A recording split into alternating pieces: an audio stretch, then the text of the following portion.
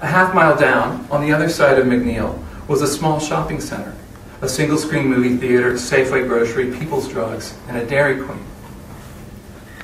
In the other direction, visible from the top of this hill, was Strathmore Park, with swings, monkey bars, and a fiberglass spider with bent ladder legs. We could visit these wondrous places any time Dad drove us there, but we were never, ever to cross the big street on our own. Now let me tell you about a boy who used to live the other side of this road, our father said. About your age, Nathan. He crossed back and forth over this big street all the time. Dad swung his arm in front of him, parallel to the road. Looks like a pretty good view of the road in both directions, doesn't it? We both craned our necks and followed the swing of his arm. Pam nodded first, and I did the same. Well, you'd be wrong. Some of those cars come up faster than you think. As if to confirm his point, a blue truck rattled past. When you do something a lot, you get pretty confident. Overconfident. This boy, he'd run across early that morning without a hitch, like usual. On his way back, he was standing right where we are now. Looked both ways, I imagine. Or maybe he forgot that one time. We don't know for sure. What we do know is, Dad dropped to one knee, the toe of his right sneaker perfectly aligned with the edge of the curb.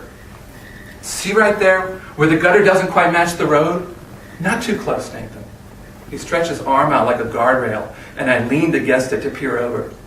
The blacktop of the road had a rounded edge, about an inch higher than the cement gutter, but the asphalt was cracked or split in a few places. One spot, it looked almost like somebody had taken a bite out of it. I guess that was where Dad wanted me to look. His foot likely got caught in that niche, and the boy tripped into the road. The black van might have been speeding, might not, but it wasn't entirely the driver's fault, was it? I swallowed hard, my throat dry. I'd have loved a Misty or a dip cone from Dairy Queen, but I sure didn't plan on crossing the big street to get it. See that dark patch in the road? I leaned forward again, and my t-shirt felt sweaty where my chest pressed against Dad's outstretched arm. County trucks cleared things up, best they could, but you can't always wash away every trace of blood. A shadowy stain appeared beneath the rumbled flashes of painted steel, chrome, glass, and rubber tires. A stain wet and blacker than the gray-black asphalt, in which I could almost distinguish the outline of a boy, just my size. I'd heard that story before, Pam told me that afternoon. We had separate bedrooms in our small house in Belpre Court, a luxury a lot of our friends didn't enjoy. But I was in and out of my sister's room all the time. She even let me use the bottom shelf of her bookcase to store a few Matchbox cars, a robot, a plastic astronaut. Really? Did you know the kid who got hit? No, I heard that story before from Dad, 2 years ago.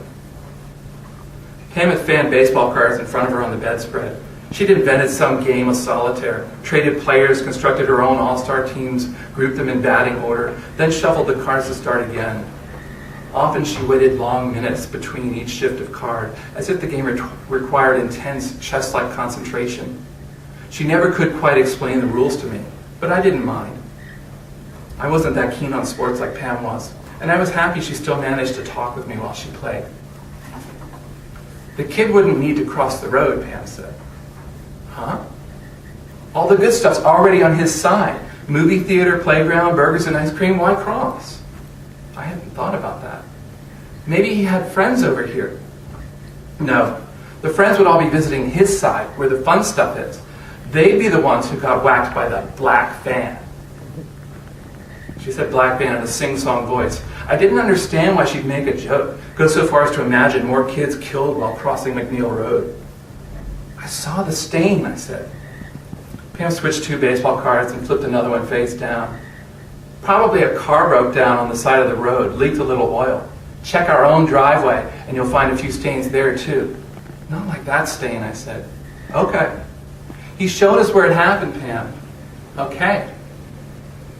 Pam had pretty much destroyed our father's story with logic. She was 3 years older, obviously a little more worldly than I was. But I don't think I was naive to side with my dad. More than logic, it was the story that convinced me. The confirming details of the cracks in the asphalt, the boy-shaped stain on the road, summer's heat and the rushing cars making me dizzy, just like must have happened to the careless young pedestrian in Dad's account. Maybe it wasn't true, okay? But it could be true if somebody didn't follow the rules. Accidents happen. We may not all have friends who chopped off a digit or two with a buzzsaw in industrial arts class, but if a couple circles of red marker on the shop tile, scrubbed into faded realism after hours, helped the teacher point the next day and shout, there's where the fingers rolled off and bounced like link sausages onto the floor. Well, strictly true or not, such lessons are worth learning. No way I was going to cross the big street on my own.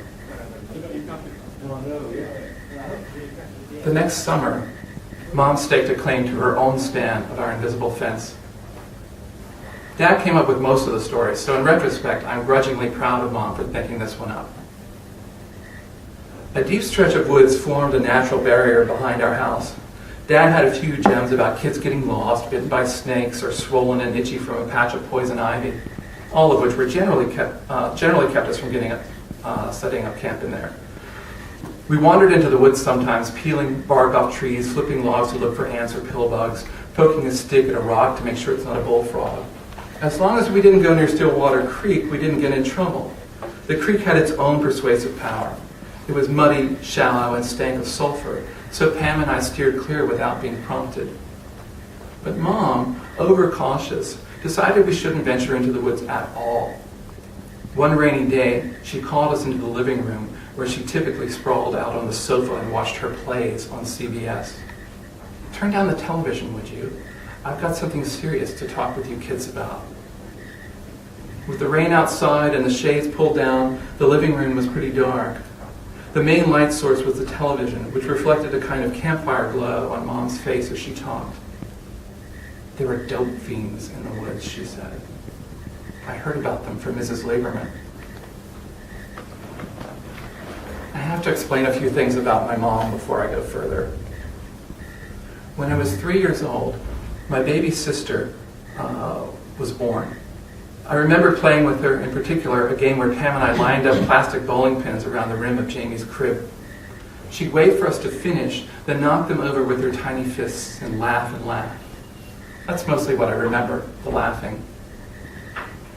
Jamie had to go to the hospital when she was about 14 months old, after a really bad cough developed into something more serious. Apparently, they put her in a croup tent, a plastic covering that kept away germs and allowed doctors to regulate her oxygen. I never visited her in the hospital, but my parents later told me how much Jamie hated that tent. I imagined her beating at the plastic covering with her fists, but too weak to laugh or even breathe. I don't remember what my parents said the last night they returned from the hospital. I know they must have agonized over how they'd break the news to us. My dad, no doubt, holding back his natural tendency toward the grisly, giving us the soft version of Jamie drifting peacefully off to sleep and never waking up. How babies were innocent and always went to heaven, so she's with God now and will always have our memories. Mom convincing us that we're all right, that we'd never get that sick, and Mommy and Daddy would always be there to protect us, and nobody's dying, not anytime soon, for sure, we promise. And all the time, both of them trying not to cry themselves, knowing if they messed this moment up, it could haunt me or Pam for the rest of our lives. I know they worked really hard on what to say, and I'm sad I don't remember any of it. But I was only 4, and memory keeps its own protective agenda for a child that age. Just the bowling pins and the laughter. There's a Polaroid of me and Pam taken the day of Jamie's funeral. Pam's in a frilly peach dress, holding a small bouquet of daffodils. I'm wearing a tan suit, a handsome little gentleman in a heartbreakingly tiny clip-on tie. We're standing next to the grave marker, which has a hole in the center where Pam will soon place the daffodils.